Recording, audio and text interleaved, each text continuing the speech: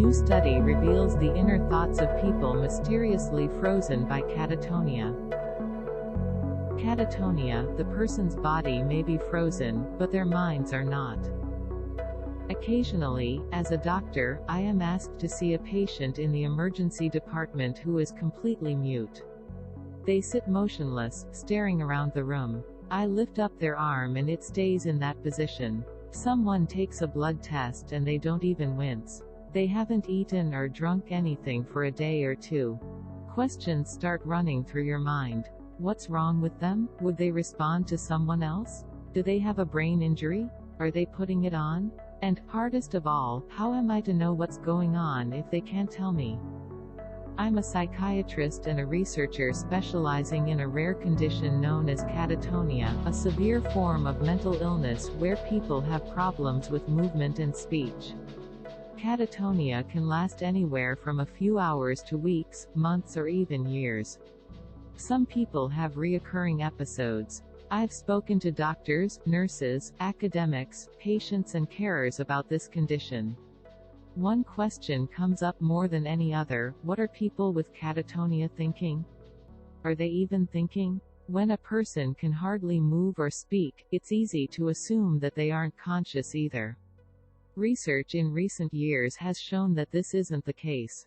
In fact, if anything, it's the opposite. People with catatonia often express intense anxiety and say they feel overwhelmed with feelings.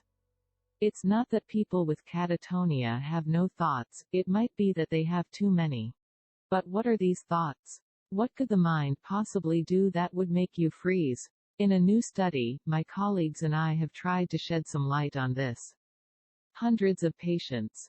By looking at the case notes of hundreds of patients who had experienced catatonia, we found that a few had spoken about what had happened, either at the time or later on. Many weren't aware of or didn't remember what was happening. Some described experiencing overwhelming fear. Some were aware of the pain of staying rigid for so long, but, nonetheless, seemed unable to move. What we found most interesting, though, were those people who had, on one level, a rational explanation for the catatonia. One patient's notes read, "I met him kneeling on the floor with his forehead on the floor. He said he had adopted the position to save his life and kept asking to be seen by a neck doctor. He kept talking about his head falling off his neck.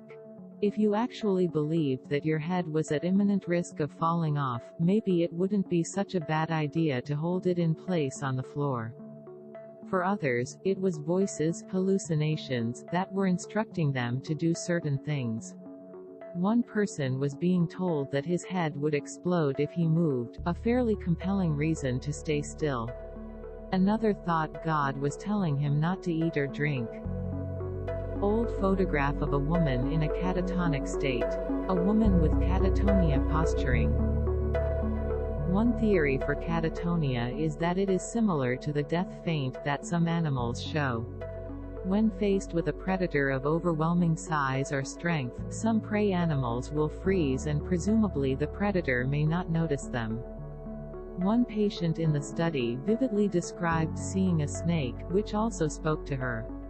We can't say from one example that her body was adopting a primitive defense to a predator, but it's certainly a possibility. Catatonia remains a mysterious condition, stuck halfway between neurology and psychiatry. At least by understanding what people may be experiencing, we can provide reassurance and empathy.